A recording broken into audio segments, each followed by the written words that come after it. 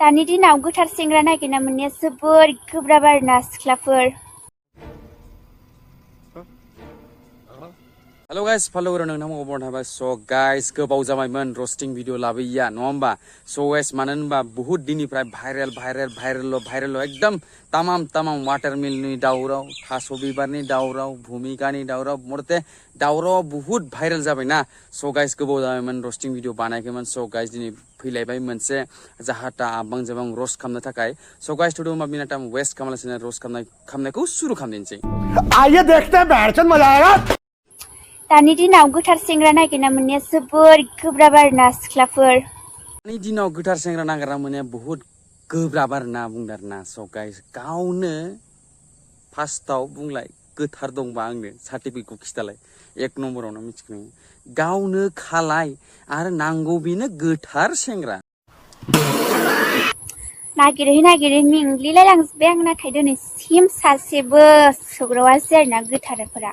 Second hand मालजों हरदेबो second हेन्डआसो सौग्रावखायो गोथारालाय अबाव सौग्रावनो नोंबो second hand ओंखायनो नों मालखौबो सेकेन्ड हेन्डसो मोनगोन ना।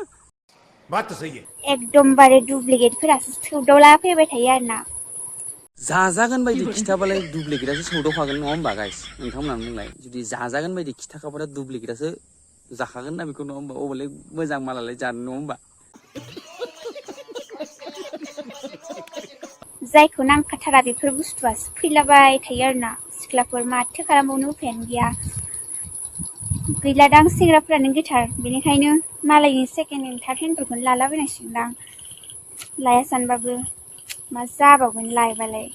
गावनो साला गोथार नङा आरो नांगौ बेनो गोथार सेंग्रा मिथिगौ नोङो गावनो सेकेन्ड हेन्ड आरो बेनो नांगौ आरो फार्स्ट हेन्ड सेकेन्ड हेन्डआ सेकेन्ड हेन्डखौसो मोनखागोन नङा होमबा आरो नोंना जिजुबखानायखा जिजुबनायालाय बोरै आरो मा थार्ड हेन्ड नोंनोथ' फर्थ एकदम सबसे लास्ट हेन्ड थाबा बिसो सोलिगोन मिथिगौ नोङो एकदम बे फार्स्ट सेकेन्ड थार्डखौथ' नों नामखौनो लाथारनाङा ओमफ्राय फार्स्टआवनो नों बे मोखाङाव 2 केजिनि मेकआप लानायखौ फार्स्टआव बोखारग्रो ओमफ्रायसो नोङो मोजां माल मोननायनि एसे चान्सआव दं आरो ना। ये बड़ी अच्छी बात कही आप।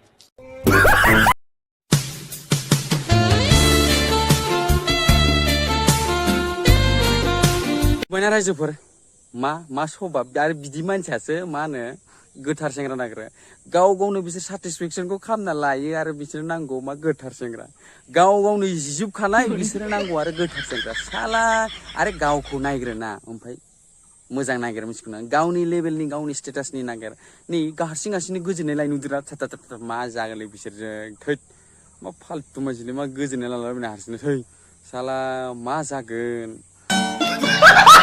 स' गाइस माथो मावना दायो बिथांमोनाथ' बिदिनोसै आरो माथो खालामनो स' गाइस दिनै भिडिअखौ एसेबां फोजोबसै नोंथांमोना जुदि भिडिअखौ मोजां मोनोबा लाइक कमेन्ट शेयार खालामदो लोगोसे चेनेलखौ नामा साबस्क्राइब खालामदो आरो दिनैनि रस्टिं भिडिअखौ मादि नांगोन नोंथांमोना कमेन्ट खालामना खिथानो जाबाय स' गाइस दिनै भिडिअखौ एसेबां फोजोबबाय टाटा बाय गुड नाइट।